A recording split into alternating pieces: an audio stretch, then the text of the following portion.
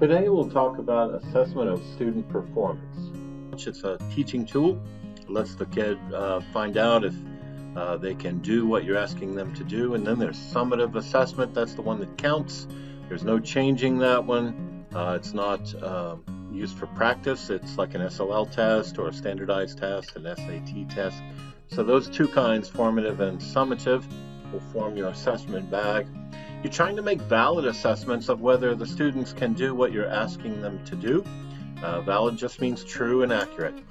These things can screw up your validity and turn your test into an invalid test. All those are powerful distractors and can ruin your efforts. This is a sample of some test data you might get from the scores. Do you think the test is valid or not? Well, the point of this slide is you can't judge a test validity by the scores the students are making. It may be the best test in the world and the students are failing because they didn't study. It may be the worst test in the world, the students are failing because your test questions don't match your objectives. So, same thing here, the test scores are higher, but again, they don't speak to the validity of the test. Reliability is just repeatability. And it means your students, if they took the test 10 times, they would score very similarly on all 10 of those efforts. So here's a graphic representation of a test that's valid and reliable, invalid and reliable, and invalid and unreliable. So remember, valid means true and accurate, reliable means it's repeatable.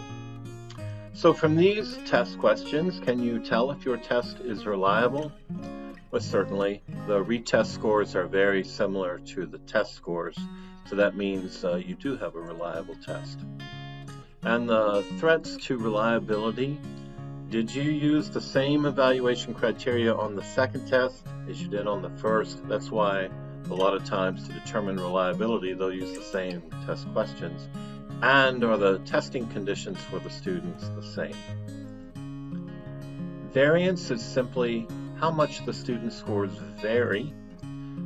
From left to right, it goes from large variance to small variance. And we're talking about variance because from the statistical variance derivation, here's the equation for that, we're going to derive the standard deviation. Here's the variance of that data set, 6.4, and the standard deviation is simply the square root of that. Standard deviation is important because in norm-based testing, they use it to determine grades. So this big blue section in the middle is a C. It's one standard deviation to the right and left of the mean. That's mu there, the mean. And then two standard deviations is a B on the right and a D on the left. Three standard deviations would be an A and an F. Norm-based testing looks like this. Most of the variance is covered within one standard dev of left and right, and those grades fall out like that. Standards-based testing is different. That's the kind we have here at Roanoke College and probably the kind you had in your high school. These are arbitrary marks where the A's stop and the B's begin and so on.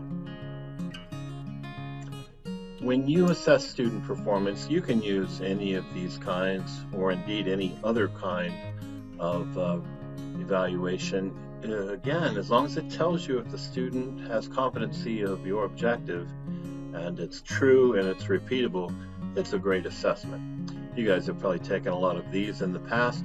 My favorite is probably asking the student to present some information, whether real-time or asynchronously, to teach you. And you can tell a lot about what a student knows from those things. So here's a normal distribution of variance. What did the class do on your test? Well, it looks like they're all over the place. They've got a mean of about 45 right here in the middle, and that's not so good. You were hoping for better than that. This is a tighter variance with a mean of about 75. Still, you expect that. Here's a very common distribution. It's not a normal distribution. Looks like you've had students who study, and then some who, for whatever reason, maybe they didn't study, maybe they were extremely distracted by something during the test, but you'll see that quite a bit. This one you'll also see all of your students nail your test. There's no variance, absolutely zero. They all got 100. That may be exactly what you want, or you may want to try to challenge your students and spread that out a bit, get some variation in the test scores. The standardized test, any test given and scored in a preset or prescribed manner, is a standardized test. And it's supposed to measure achievement, which is how much they've learned. Aptitude measures native intelligence. You generally don't want that one as a teacher. And so in your standardized tests that measure achievement, they're supposed to measure school learning, but the people who build those tests always include some questions that you could only get at home. And they also measure native intelligence. The reason that these standardized test scores are misleading to you, the teacher, if you have student 1 and student 2 and they have identical school learning, identical native intelligence, but different amounts of home learning, look at the difference that different home environment produces. You would think this student doesn't do well, doesn't perform well, whereas the student on the left with the 96, oh, they're genius level. Well, no, they have the exact same amount of native intelligence and school learning. What you're measuring is differences in socioeconomic environment, which family has more money, and probably that leads to different practices at home. And so student 1 learns a lot more at home. Student 2 doesn't have much opportunity to learn. That's why teachers who understand testing and standardized tests don't rely so heavily on standardized tests. What valid use could a standardized test be to a teacher? Well, as long as you don't put too much faith in them, they may tell you the economic status of your students. Beyond that, I'm not sure what they're good for. Okay, that's a quick and dirty on assessment.